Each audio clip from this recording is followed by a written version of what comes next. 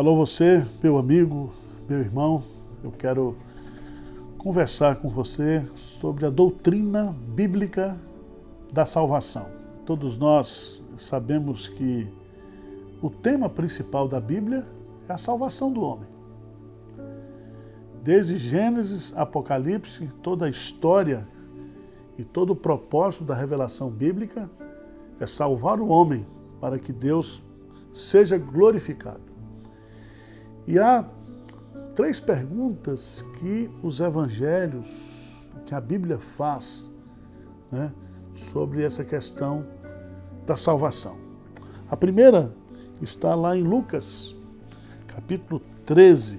Lucas, capítulo 13, versículo 23 e 24. Diz assim: E alguém lhe perguntou: Senhor, são poucos os que são salvos? Respondeu-lhes: Esforçai-vos por entrar pela porta estreita, pois eu vos digo que muitos procurarão entrar e não poderão. Então a primeira pergunta aqui é sobre a quantidade dos salvos. São poucos ou são muitos? E aí nós vamos entender o que Jesus está colocando aqui, é que o número dos eleitos, dos salvos, ele já está delimitado, escolhido, e eu diria até escrito no livro da vida. A quantidade eu não sei, o número dos salvos eu não sei, mas eu sei que existe este número definido. Quando você vai estudar lá em Apocalipse capítulo 9, quando fala sobre os 144 mil que serão salvos, E ali é uma linguagem simbólica, porque 144 mil é 12 vezes 12 mil, no sentido de que é um número completo, um número perfeito.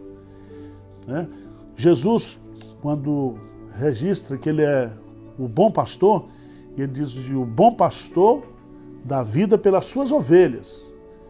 E ele diz lá: eu conheço as minhas ovelhas, elas me ouvem, elas me seguem, eu lhes dou a vida eterna.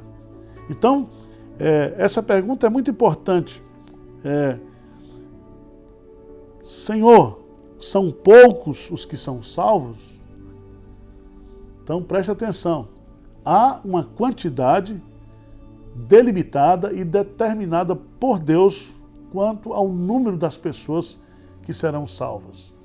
A segunda pergunta está lá em Lucas, capítulo 18, versos 26 e 27. Lucas 18, quando o jovem rico ele desiste de seguir a Jesus e Pedro faz a pergunta, junto com os outros discípulos, está lá em Lucas 18, e os que o ouviram disseram: sendo assim, quem pode ser salvo? Quem pode? Ele respondeu: os impossíveis dos homens são possíveis para Deus. A primeira pergunta: quantos são salvos? A segunda pergunta: quem pode ser salvo? E Jesus está respondendo aqui que ninguém, por si mesmo, pelas suas próprias forças, pelas suas obras, pelo esforço humano, pela sua justiça própria, pode ser salvo. Jesus está dizendo aqui que a salvação ela é impossível para o homem. Ninguém pode salvar-se a si mesmo. Terceira pergunta está no texto muito conhecido de Atos dos Apóstolos, capítulo 16, quando preso numa prisão, Paulo e Silas, há um grande terremoto e o carcereiro ali faz uma pergunta, Atos 16, 30, 31. O que diz lá?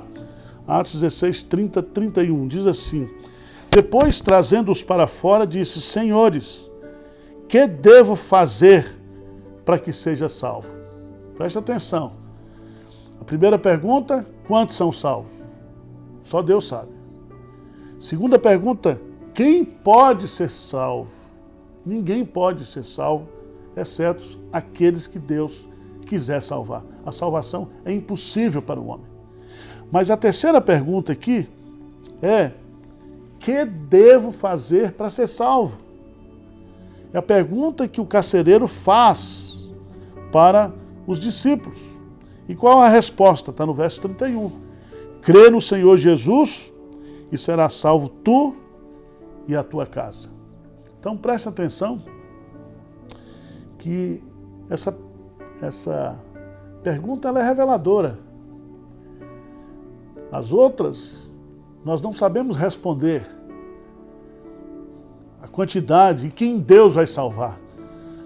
Mas se você pergunta para mim o que eu devo fazer, a resposta está aqui.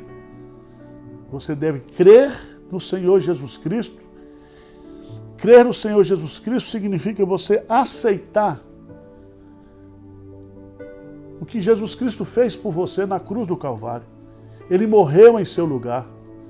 Ele pagou o preço da sua redenção.